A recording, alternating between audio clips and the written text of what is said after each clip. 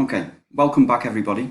So we were talking about the underlying instabilities in Europe in the interwar years. We were looking for a catalyst that would turn those instabilities into a world crisis. And I think we know what it was and where it took place. There you go, there's a good quote from Eric Hobsbawm. They're talking about the Wall Street crash of 1929, the most traumatic episode in the history of capitalism, an event whose consequences amounted to something close to the collapse of the world economy.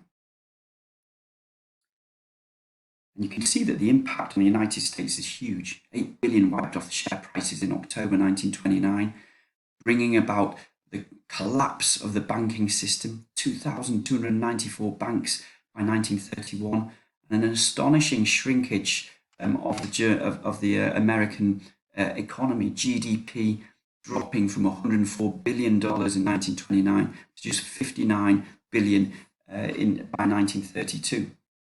Now, if we're thinking about international relations in the 1930s, perhaps the most significant element of all of this is the fact that the American economy was intertwined with the European economy. It had major loans, major stakes in Britain, France, and Germany. And after the crash happened, America recalled those loans, and the debtor nations were unable to pay up. Now, when we think about the world crisis in the 1930s, and in particular, the politics of appeasement and why they took place, we're going to return to those particular statistics because they are so significant. Okay, so what were the consequences of the Wall Street crash on the world? First of all, as you know, that heralds an era of intensified economic nationalism. There's economic nationalism that turns the Wall Street crash into a worldwide economic depression. When we think about economic nationalism, perhaps first and foremost, we think about protectionism, using tariffs to prevent imports coming into your country in order to ensure that your unemployment levels don't go up any further. And it all begins in 1930 with the Hawley-Smoot Tariff Act by the United States, placing tariffs on 20,000 imported goods from the world. And then Britain follows suit.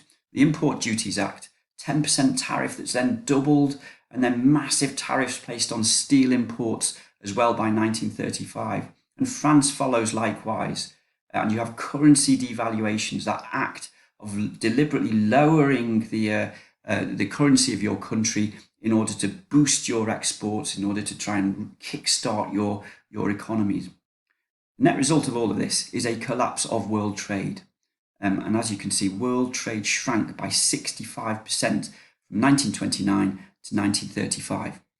And if you want to know what it felt like to be a political actor, a beleaguered political actor in the midst of all of this, there's a quote from the German Chancellor von Papen, the last Chancellor of Germany before Hitler was elected Chancellor there in 1932.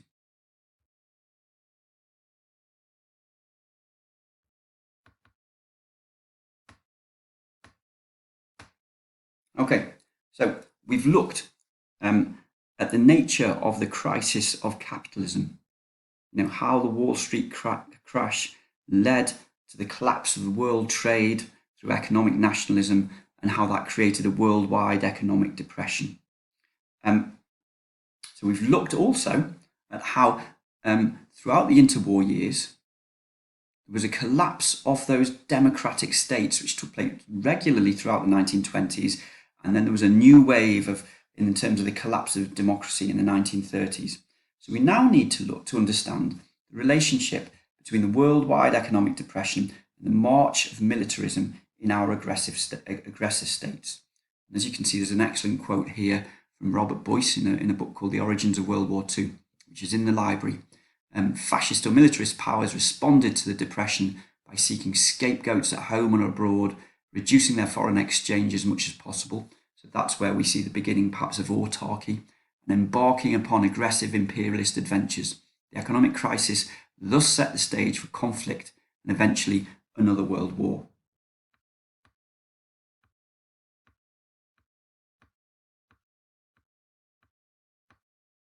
Okay, let's turn our attention to Germany. Germany provides the prime example of how the worldwide economic depression killed off a fragile democratic experiment, Weimar Republic, with Hitler being elected Chancellor in 1932, and within 1 year turning Germany into a dictatorship. And I think you know very well what the Nazi vision for the world was. First and foremost, the abolition of the Treaty of Versailles, that belief in the racial superiority of the Aryans, the belief likewise in the imperative of Lebensraum for Germany as an act which would guarantee the survival and the racial health of the nation. And intertwined with all of this is the belief in the necessity of the destruction of Bolshevism. Those were the driving forces of the Nazi vision and its policies. Now, when we're thinking about the role of economic nationalism in the slide to war, the key point is this. Hitler was brought to power on the back of the economic depression created by economic nationalism, as you know, 6 million unemployed in Germany, with a corollary of his rise in popularity in his election in 1933. And as we can see, his plans for the German recovery, the economic recovery, were indivisible from war. In other words, war was at the very centre of his vision for Germany. We can see that in the statistics. Between 1933 and 39, suddenly 51.9% of all expenditure in the Reich spent on the Wehrmacht. Military budget, 23% of the country's GNP, which is far, far higher than any other country in the world. And at the core of that is that massive rearmament program, the expansion of the military to suck up all the unemployed in Germany. There you go, and you can see the statistics: 6 million unemployed in 1933. By 1938, only 292,000. In fact, there were massive labour shortages in Germany because of Hitler's rearmament program. Okay, when we think about Germany in the 1930s, we're almost imagining a kind of domino effect. From the Wall Street crash, we know that the worldwide economic depression emerged, and the worldwide economic depression led to the rise of aggressive militarism by totalitarian regimes. But there's another thing to consider. What Germany was attempting to create was an autarky, that self-sufficient economic system. And that's an extreme form of economic nationalism. Now, in the short term, say from 1933 to 1937, when unemployment went down, from 6 million to pretty well to zero, it appears to have created an economic miracle. But there were problems inherent in this strategy. As you can see from the information I've put up, there are shortages in Germany. It can't feed itself, so it still depends on food imports. So it still depends on trading with the rest of the world, a world that is beset by all those tariff barriers. Likewise, in terms of industry and industrial materials, rubber and oil, Germany needed them for the functioning of their military machine. Most important of all, the massive public spending that Hitler had embarked on in 1933 to achieve his rearmament plans, to achieve his economic miracle, was creating real problems. His economic minister, Schacht, warned Hitler in 1937 that the economy was overheating. It had grown too fast. It was going to enter into an inflationary spiral that could lead to economic collapse in a few years. Now, what is really significant about this is that straight away Hitler dismisses Schacht. He's a man who believes that the national will of the nation can override the laws of economics. He appoints Hermann Goering in his place. The Hossbach Memorandum of 1937 suggests that Hitler is very conscious that this economic miracle cannot last, that autarky itself will be insufficient to maintain German supremacy. What they need to do is to hasten their plans for a European war. It's got to be brought forward as soon as possible to avoid any future economic collapse. So we could say that economic nationalism, creating that worldwide economic depression, brought Hitler to power. But his own policies of economic nationalism, autarky, in turn made a European war absolutely inevitable.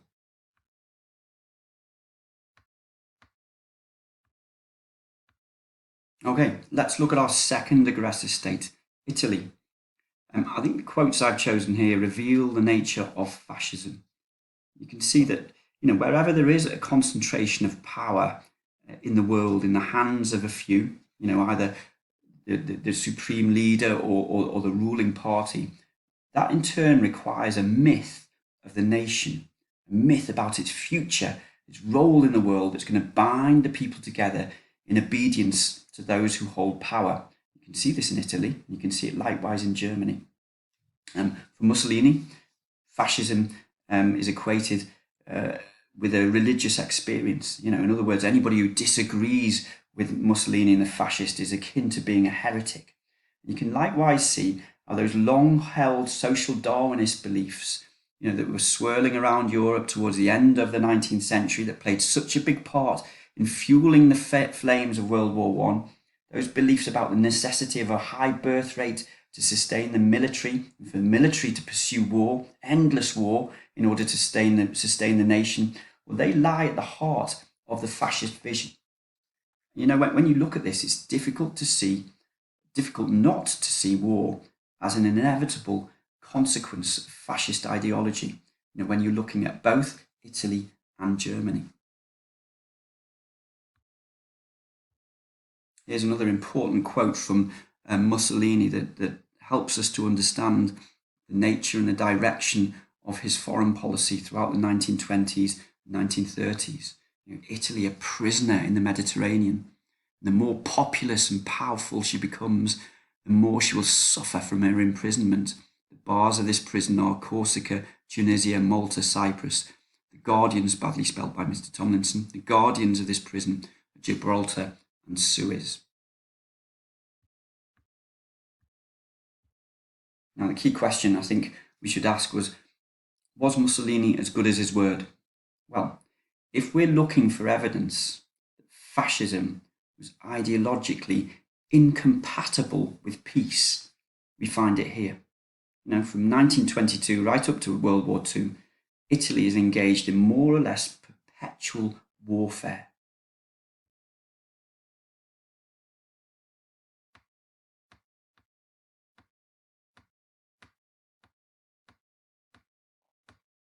Okay, let's look at Japan. Here you can see that Professor Anthony Best argues that Japan doesn't really fit the bill when we're thinking about fascist regimes. There's a good reason for that. It's not a modern totalitarian state. It's an ancient dynasty with a divine right emperor who's looked upon as a god. So there's no charismatic leader in the mold of a Hitler or a Mussolini. There's no great mass movement like the Nazi Party or the fascists either. But it does have some essential fascist characteristics, and it's crucial to the story of the collapse of peace. So do not leave out Japan. Okay, I've put some of the characteristics here. Anti-communism being at the core of the politics.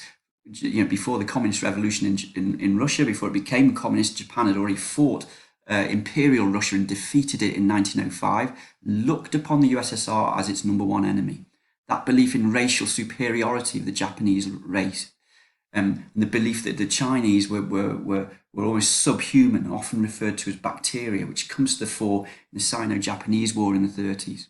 It's got imperial ambitions and has already acquired an empire by annexing Taiwan in 1895 and Korea in 1910. And that belief that militarism could unite the country and solve its problems is there in the politics of the 1930s when the ultra-nationalists and militarists take power. There's a social Darwinist view of the world that is apparent in its export or die mantra. And then there's also that belief that Japan's survival as a power utterly depends upon it creating autarky.